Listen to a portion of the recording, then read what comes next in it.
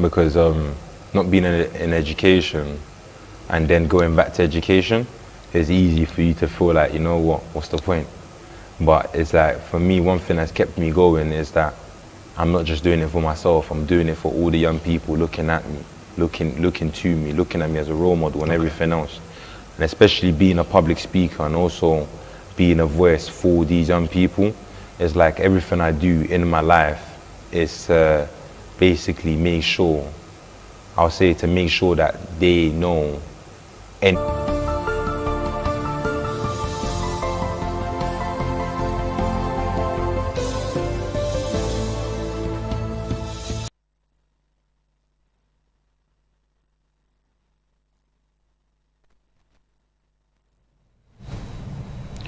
Good morning and welcome to ITV News Updates. I am Chukufumnanya Digwe. Now, traditional rites marking the passing away of late Pa Lugard Obanwi and Abulile were performed by members of his family at his residence located at number 3 Ali Mili Street off Textile Mill Road, Benin City, in line with Benin custom and tradition. The revered elder, who passed on at the age of 94, was eulogized as a disciplined family man who upheld Christian values and cultural traditions. Ofuria Neto has the details.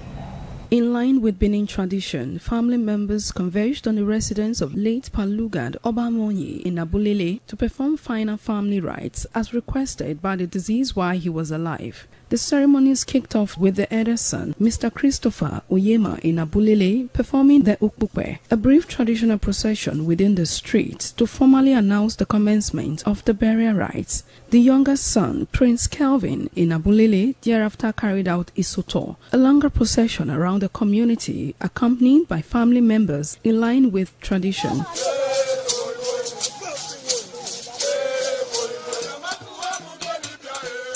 On their return, both sons danced and embraced, symbolizing brotherhood and oneness within the family. A major highlight of the rite was the symbolic acceptance of responsibility by the elder's son, publicly receiving his younger brother, signifying the transition of fatherly leadership.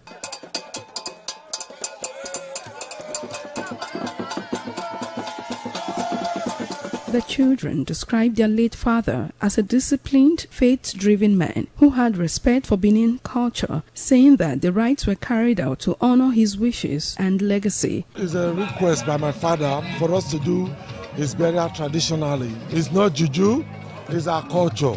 My dad, as a man, I find no fault in him.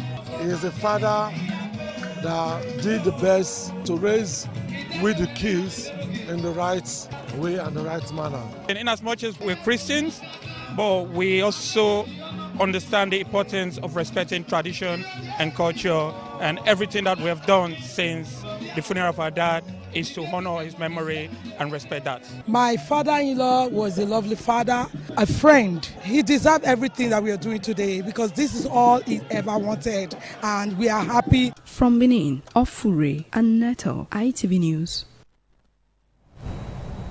Now, Edo Man of the Year Award is a merit-based honor designed to celebrate exceptional individuals whose leadership, philanthropy, and commitments to promoting the rich cultural heritage of the Benin Kingdom continue to drive development across Edo State.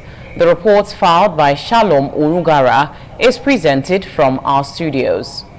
The atmosphere was filled with excitement as dignitaries, government officials, traditional rulers, and invited guests gathered for the Edo Man of the Year award ceremony. The event got underway with the convener of the ceremony, Honorable Pedro Omo Agahua, welcoming dignitaries and guests while reaffirming the vision of the award as a platform to honor excellence and service to humanity. It's a Pan-African socio-cultural organization who actually stand fair to promote the cultural norms, values of our culture and heritage. Highlight of the event was the unveiling of a special publication titled A New Edo is Indeed Rising, which captures the evolving socio-economic and cultural strides of Edo State. Awards were presented to deserving individuals whose contribution to governance, community development, and societal growth have earned wide recognition and appreciation. Recognition and awards is it's a spur for more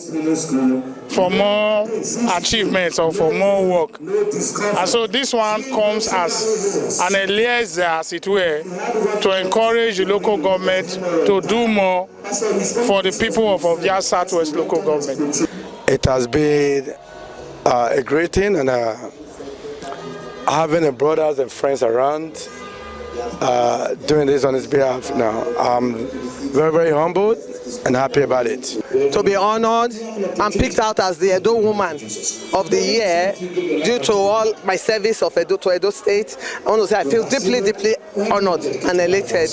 I'm happy to be receiving this award. It shows that when you are working, putting your best, people are watching you and they're appreciating you. In an interview, the awardees expressed gratitude to the organizers for recognizing their artwork and pledged to continue contributing meaningfully to the development of Edo State. From Benin, Jola Diojum, ITV News.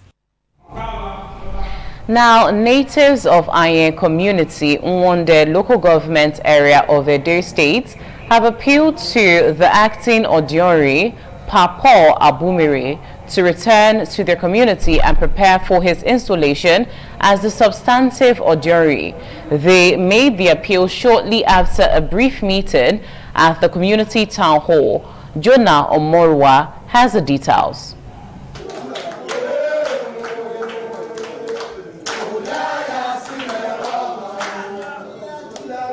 Ayen community in Owonde local government area of Edo State has been without an Odionwe for some time now following the sudden disappearance of Pa Abumeri, whose whereabouts has remained unknown to the leaders and people of Ayen community.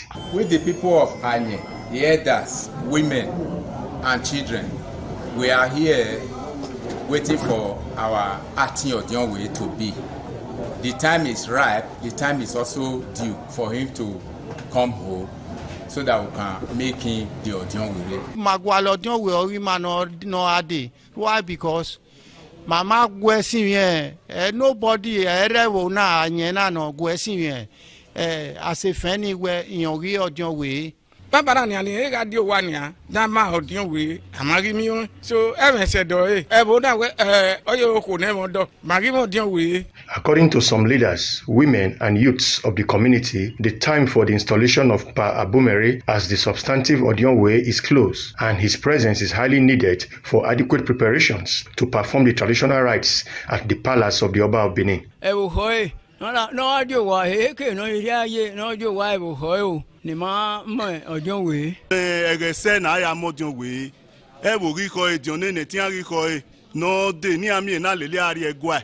Neri mami na pase yo. Iyanti we so egbe. Ebo maku imagi ko na wo ami na akwa wa ami o wo ogwi ma he gaga yo de. Eri ma Odionwe so egbe.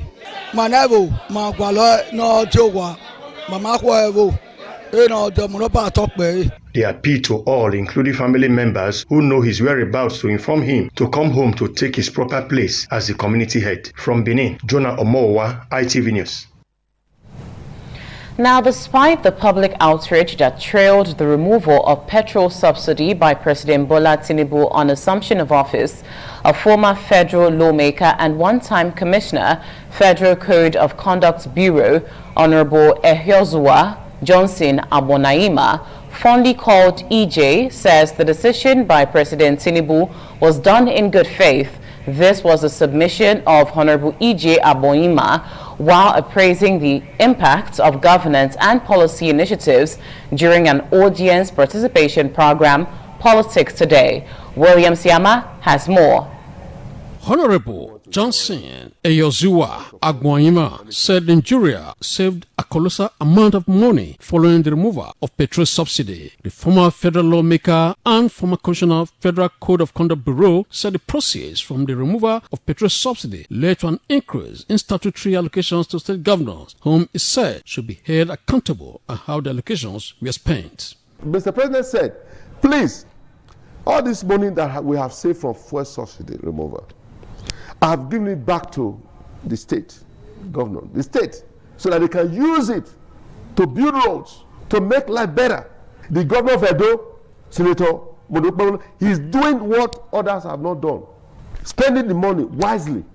Those people in various states Ask your governor, what have they done with the money that they have gotten? On the issue of amnesty and the release of 70 bandits by Katsina State Governor, the guest, Professor Anthony Ijewere, a professor of business administration, and Comrade Roy Uribabo, a political analyst, said the reason why terrorism is thriving is because they are financiers sponsoring terrorists. Former President Olusegun Obasanjo made it very, very clear.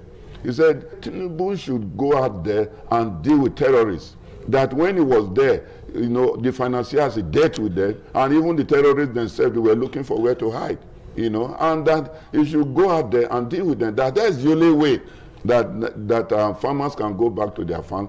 You are not saying once you now go there and keep any of their relationships, they should not negotiate. You are not doing me any favor. You are not doing anybody a favor. Okay. The Nigerian government must demonstrate that serious capacity. Listeners on radio and viewers on television contributed to the program through phone calls. Politics Today is aired simultaneously on ITV and radio every Saturday from 10:30 a.m. to 11:30 a.m. From Benin, Willen Siama, ITV News.